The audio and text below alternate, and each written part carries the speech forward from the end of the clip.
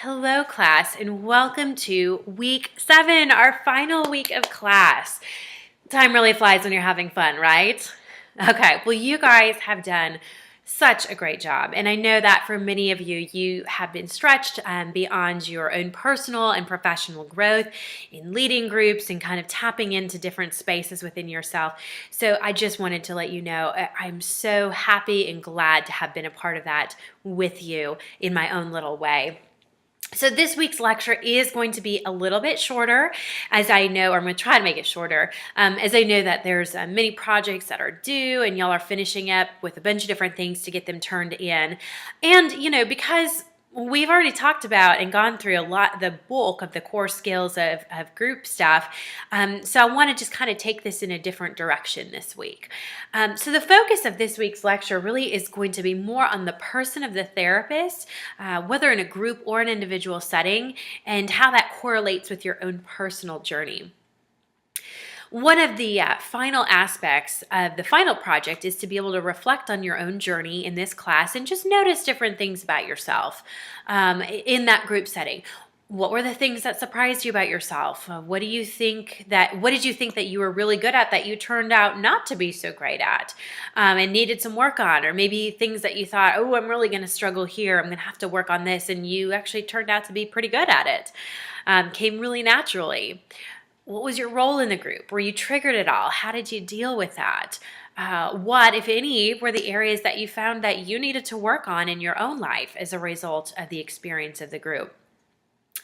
That last question, what are the areas that you found that you needed to work on in your own life as a result of the experience in a group, is really what I want to focus on today. And so to do that, I thought that I would share with you my first group experience. And I did mention this, I think, the third week of class in our lectures. And so I figured I would expound on that a little bit with you guys. And so I'm just going to share it and then kind of process through it with you. So my first group experience was when I was probably about half to 3/4 way through grad school. I was doing an intensive course. The group dynamics class was an intensive course where we would be in class from 9 to 6 every single day and spend about 3 to 4 hours of that time in the afternoon with our pre-assigned groups, including also having to eat lunch with them every single day. So really the purpose of the group was to grow and was to learn skills, the different roles, observe our group facilitators as the therapist, very, very basic, similar to what's going on here. But then the other part of the group was really to participate as a process group. So what we were discussing in each of our groups sessions definitely changed from day to day as we practiced different skills and techniques. We practiced a lot of different models within a group setting. So there was no specific topic other than recognizing that we were going to have to talk about our family of origins and traumatic experiences. Those were kind of the overarching topics that we were going to be talking about.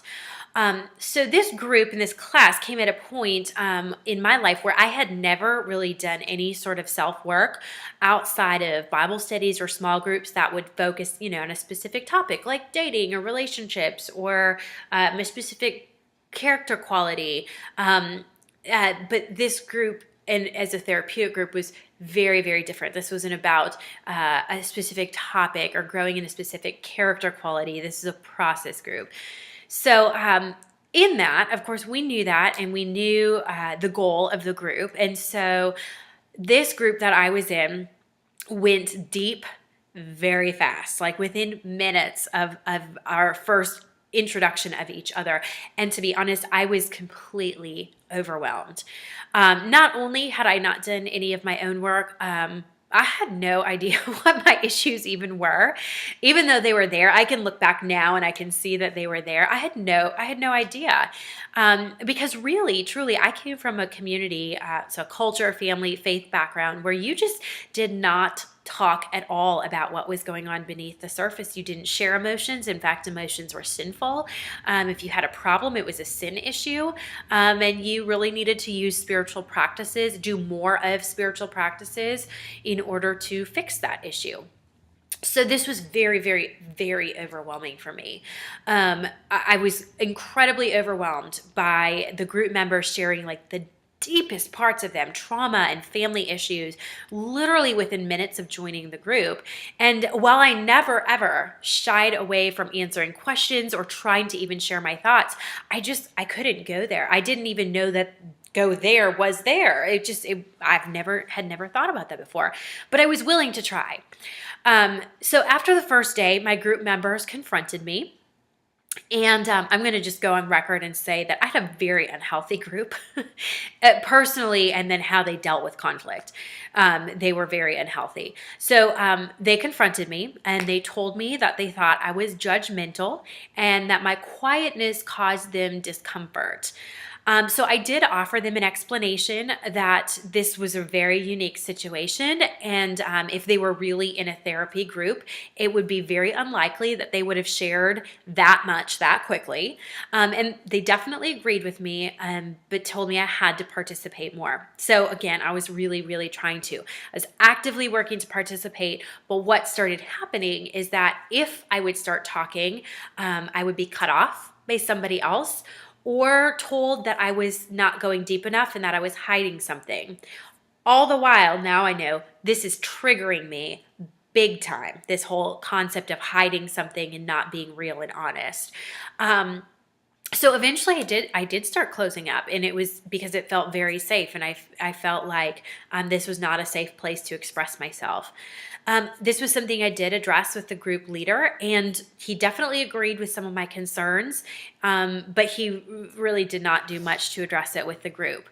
So the final day of group came, and one of the activities that we had to do to close out the group was to go around the circle and give specific encouragement to each group member. So Mary would sit here, and all of us would give her very specific encouragement. The next person, we all give specific encouragement, and we talk about what we appreciated with them, the strengths that we saw in them, and so we were supposed to be very specific, but I did notice many of the group members gave me very superficial and very general encouragement and feedback, until we got to a couple ladies who used this as their opportunity to lay into me. These were definitely the ones who had cut me off or downplayed what I was discussing, and they were the ones who really took over the group. So I remembered this one particular woman's words very vividly. It's something that I still remember to this day. And this is verbatim what she said. When it got to her in the circle, she looked at me and she said, "You really think you're something else, don't you? Like you have everything together and that you have nothing to work through." And then she goes, "Well, let me tell you what, she said, even though you think that you're the Rock of Gibraltar, you're not. You're going to crack and you're going to break and you're going to have nobody to fall back on." I was mystified, mortified, and I do think it would have been very prudent for the group leader to step in at that point, and he didn't. I don't know if he was tired or he was ready to be done with the group and the class. I have no idea. But it was very interesting feedback, to say the least, and I kind of had to just push it aside. I had to just shove it under the rug because I didn't have a lot of coping skills to deal with that, and it was just so devastating to have somebody say that to me, especially somebody who did not know me. So I tell you this story not to be pitied, but to let you know, to kind of share with you a few things as it pertains to lessons that I learned about myself that really transfers over into who I am as a therapist. So I've often gone back to this moment in that group and really reflected on it. And in some ways it was very, very hurtful. In other ways it was a little bit prophetic. And ultimately it was truly just a learning experience. The first thing that I realized is that about 95% of what this woman was telling me was she was projecting her own insecurities on me. The further that I have gotten away from that experience and the more that I've understood how people are and how they interact, is that likely without even knowing it, with my silence, I was triggering her. Her distaste for me was misplaced, and she took out her frustration and significant emotions on me that would have been better placed on her mother or her sister. But the therapeutic lesson that I learned from this is that as a therapist, there's many times where part of our observatory skills and who we are as a therapist is making the correlation between somebody's reactions and responses in the present to past events in relationships. So it's important to remember that in those moments, it's not about me. It's easy when a client gets a little bit defensive or yells at us for our own protective parts, not to kick in to gear and defend ourselves when somebody kind of transfers their emotions or experiences onto me that rightfully belongs towards somebody else. So this is called transference. It's definitely okay to call that out within the session or the group. You do have to be careful, and you do have to have a therapeutic relationship, but I learned that day that just because somebody kind of projects those emotions on you does not necessarily mean that I have to take them. It means that there's something going on within that, and it doesn't feel great. It absolutely feels kind of yucky, and sometimes it's hard to shake, but sometimes those are also where you start to realize that she just triggered something in me. I triggered her, and her response potentially triggered something in me. Like I said, when she would call me out and tell me that I was hiding something, that triggered me in a big way because I had hidden things my whole life. Not because I had big areas of life to hide, but because of how I grew up. Sharing and being open and being honest was not a value. And in fact, it was punishable per se. So yeah, I was hiding things, and she saw that, but it wasn't coming from a place of empathy and compassion. It was coming from her own insecurities. Secondly, though, and probably most importantly from this situation, is realizing that I really did have things to work on.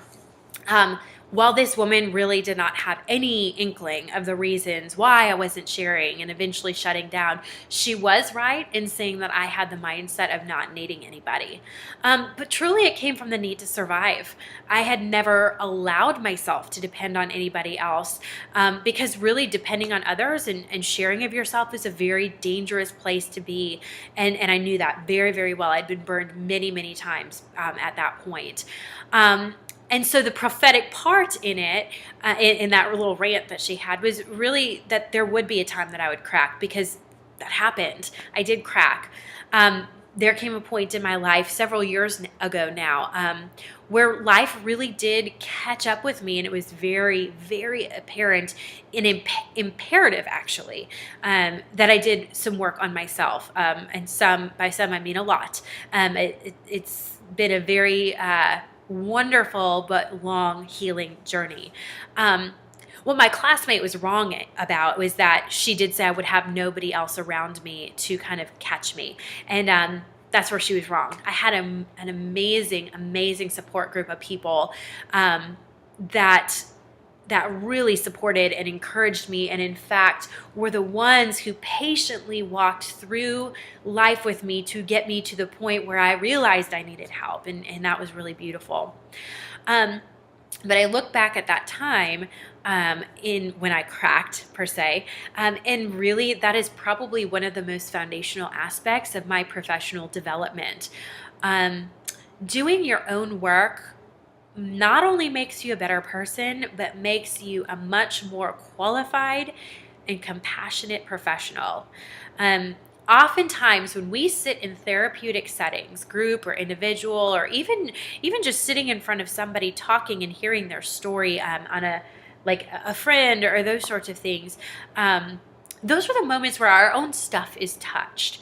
And when we're in the business with people, or I call it the people business, and we're seeking to connect with them and to journey with them, in order for us to be effective, we really have to let our stuff be touched. We really have to tap into something deep within ourselves, that empathetic place that forces us to deal with our own humanity in order to really be present in the room there.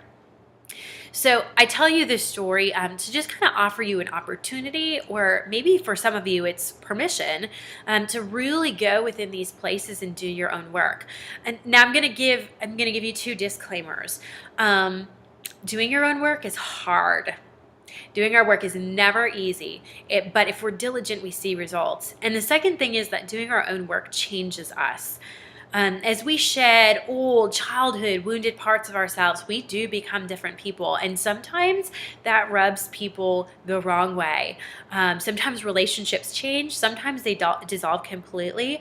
But usually these changes allow us the opportunity to truly have healthy relationships. So I just wanted to share that experience with you because I know that some of those initial therapeutic experiences, as wonderful as they are on a skills level, something happens to us as we are forced to face ourselves in the mirror of the client standing before us. And I want to encourage you by saying that that is completely normal.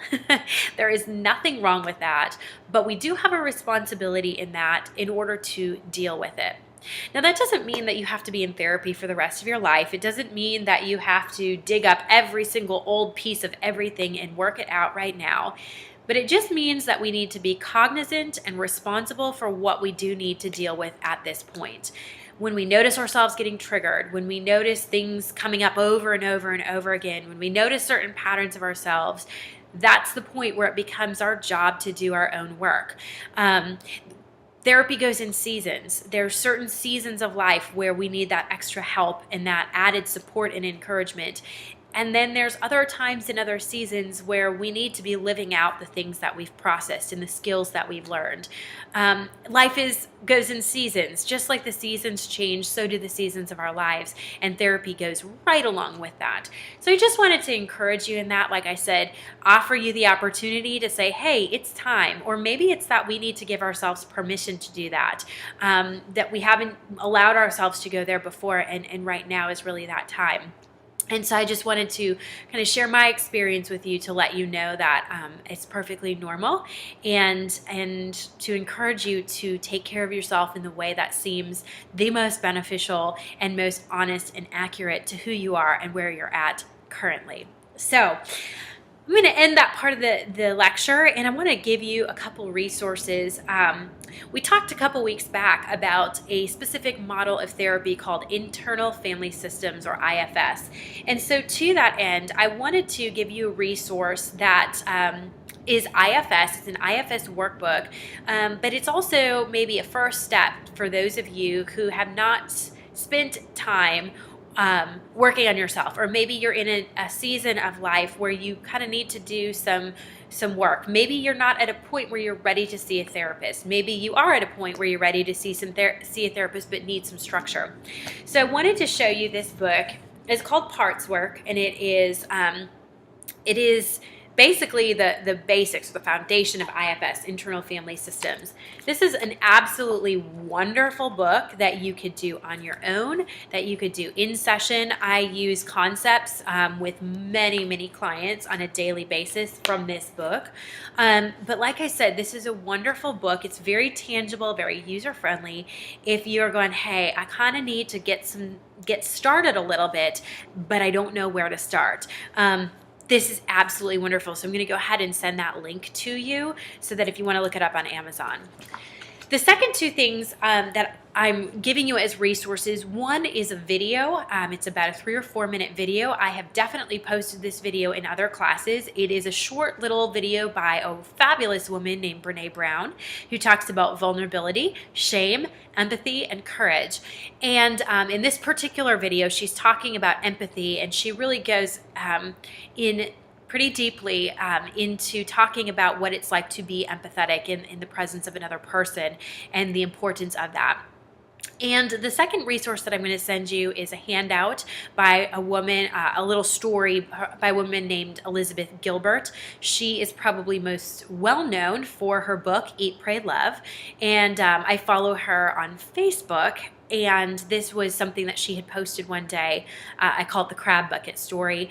And the reason I'm giving this to you is when I gave you that second disclaimer about how our own work changes us, and sometimes that means that relationships change or dissolve.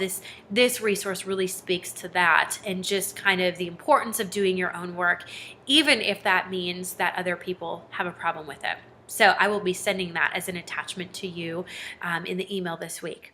I'm going to start to close it up here. This has been a wonderful 7 weeks. I'm so glad that I've gotten to know each one of you a little bit better, or for the first time. It's been a wonderful class. You guys have done amazing work. For those of you who are done after this class, my sincerest congratulations. I'm so excited for you. And for those of you who have a few more classes to go, best of luck as you continue. If you haven't had my other classes, maybe I will see you again in the near future. And if that ever happens, I will be very blessed to have you in my class. Have a wonderful week. Enjoy this last week of class. I will see you on the discussion board. But more than that, thank you for doing such a wonderful job. It has been such a pleasure and an honor to be your teacher in this class.